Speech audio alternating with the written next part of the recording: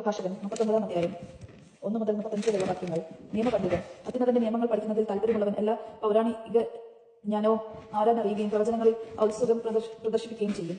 അവൻ വിസ്തൃതരുടെ വാക്കുകൾ വിലമതിക്കുകയും ഉപമകളുടെ പൊഴിൽ സൂക്ഷ്മമായി അപഗ്രഥിക്കുകയും ചെയ്യും. അവൻ ആപ്തവാക്യങ്ങളുടെ ആന്തരാർത്ഥം തേടുകയും ഉപമകളുടെ നിഗൂഢതകളെ സ്വയത്തമാക്കുകയും ചെയ്യുന്നു.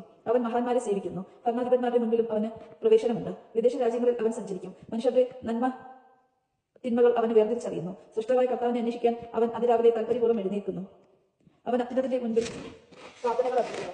അവൻ പാവമോചനത്തിനായി യാചിക്കുന്നു. സംശുദ്ധനായ കർത്താവ് കനിനാൽ ജ്ഞാനത്തിന്റെ ചൈതന്യം അവനിൽ നിറയും. വിജ്ഞാന വചസ്സുകൾ പൊഴിഞ്ഞ് പ്രാർത്ഥനാപൂർവ്വം അവൻ കർത്താവിന് നന്ദി പറയും. അവന്റെ ചിന്തയും അറിവും നേരായ മാർഗത്തിലേക്ക് തിരിയും. അവിടുത്തെ രഹസ്യങ്ങളെക്കുറിച്ച് ധ്യാനിക്കുകയും ചെയ്യും. അവൻ പ്രബോധനങ്ങളിലൂടെ അറിവ് പ്രകടമാക്കുകയും കർത്താവിന്റെ ഉടമ്പടിയുടെ നിബന്ധനകളിൽ അഭിമാനം കൊള്ളുകയും ചെയ്യും. അനേകർ അവന്റെ ജ്ഞാനത്തെ പുകഴ്ത്തും. അതൊരിക്കലും മാഞ്ഞു പോവുകയില്ല. അവന്റെ സ്മരണ അപ്രത്യക്ഷമാവുകയില്ല. അവന്റെ നാമം തലമുറകളിലൂടെ ജീവിക്കും. ജനതകൾ അവന്റെ വിജ്ഞാനം പ്രഘോഷിക്കും. സമൂഹം അവന്റെ സ്തുതി ഉദ്ഘോഷിക്കും. ദീർഘകാലം ജീവിച്ചിരുന്നാൽ ആയിരങ്ങളുടേതിനേക്കാൾ ശ്രേഷ്ഠമായ ഒരു നാമം അവൻ അവശേഷിപ്പിക്കും. അവൻ മരണമടഞ്ഞാലും അത് നിലനിൽക്കും. സൃഷ്ടാവായ ദൈവത്തിന് സ്തുതി. ചിന്തിതമായ കാര്യങ്ങൾ എനിക്ക് ഇനിയും പറയാനുണ്ട്. പൂർണ്ണചന്ദ്രനെ പോലെ ഞാൻ പൂരിതനാണ്. വിശ്വസ്തന്മാരായ പുത്രന്മാരെ എന്റെ വാക്ക് കേട്ട് അരുവിക്കരയിലെ പതിഞ്ഞ ചെടി പോലെ മുട്ടിടുവിൻ. കുന്തിരിക്കം പോലെ സൗരഭ്യം പരത്തുകയും ലില്ലി പോലെ പൂവണിയുകയും ചെയ്യുവിൻ. സുഗന്ധം പരത്തുകയും സ്തുതിഗീതം ആലപിക്കുകയും ചെയ്യുവിൻ. കർത്താവിന്റെ എല്ലാ പ്രവൃത്തികളും നിമിത്തം അവിടുത്തെ വാഴ്ത്തുവിൻ.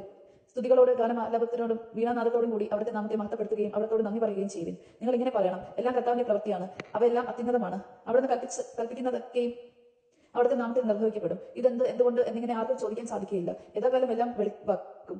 അവിടുന്ന് അരുളി ചെയ്തപ്പോൾ ജലം കുന്നുകൂടി. അവിടുന്ന് കൽപ്പിച്ചപ്പോൾ ജലാശയങ്ങൾ ഉണ്ടായി. അവിടുന്ന് കൽപ്പിക്കുമ്പോൾ അവിടുത്തെ ഇഷ്ടം നിറവേറുന്നു. അവിടുത്തെ രക്ഷാശക്തിയെ പരിമിതമാക്കുക ആർക്കും സാധ്യമല്ല. ഭക്തന്റെ പ്രവർത്തികൾ അവിടുന്ന് കാണുന്നു. അവിടുത്തെ ദൃഷ്ടിയിൽ നിന്ന് ഒന്നും മറഞ്ഞിരിക്കുന്നില്ല. അനാദി മുതൽ അനന്തം വരെ അവിടുന്ന് അവയെ കണ്ടുകൊണ്ടിരിക്കുന്നു. അവിടത്തേക്കൊന്നും വിസ്മയകരമല്ല. ഇതെന്ത്, എന്തുകൊണ്ട് എന്നിങ്ങനെ ആർക്കും ചോദിക്കാൻ സാധിക്കുകയില്ല. ഓരോന്നും സൃഷ്ടിക്കപ്പെട്ടിരിക്കുന്നത് നിശ്ചിത പ്രയോഗത്തിനാണ്. അവിടുത്തെ അനുഗ്രഹം നദി പോലെ വരണ്ട ഭൂമി ആവരണം ചെയ്യുന്നു. വെള്ളപ്പൊക്കം പോലെ അതിനെ കുതിർക്കുന്നു. അവിടുത്തെ ശുദ്ധജലത്തെ ഉപ്പാക്കി മാറ്റുന്നത് പോലെ ജനതകൾ അവിടുത്തെ കോപത്തിനിരയാകും. വിശുദ്ധർക്ക് അവിടുത്തെ മാർഗം രുചുവാണ്. ദുഷ്ടർക്ക് പ്രതിബന്ധനങ്ങൾ നിറഞ്ഞതു. തിന്മ ദുഷ്ടർക്കെന്ന പോലെ നന്മ ശിഷ്ടർക്ക് വേണ്ടി ആദ്യം മുതൽ തന്നെ സൃഷ്ടിക്കപ്പെടുന്നു.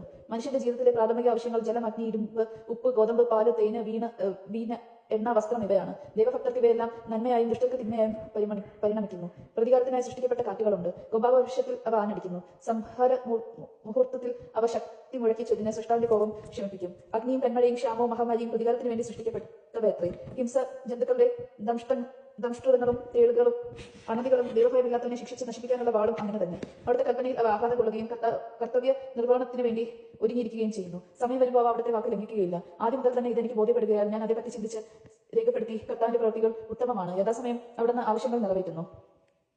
ഒന്നും മറ്റൊന്നിനേക്കാൾ മോശമെന്ന് പറയാനാവില്ല. ഓരോന്നും യഥാകാലം നന്മയായി തെളിയും. അതിനാൽ പൂർണ്ണ ഹൃദയത്തോടെ ഉച്ചത്തിൽ സംഗീതം ആലോചിച്ച കർത്താവിന്റെ നാമം വാഴ്ത്തുവിൻ. ദൈവജനമാണ് നാം കേട്ടത്. നമുക്ക് ദൈവത്തെ സ്തുതിക്കാൻ. ക്രിസ്തു എന്നേക്ക് സ്തുതി.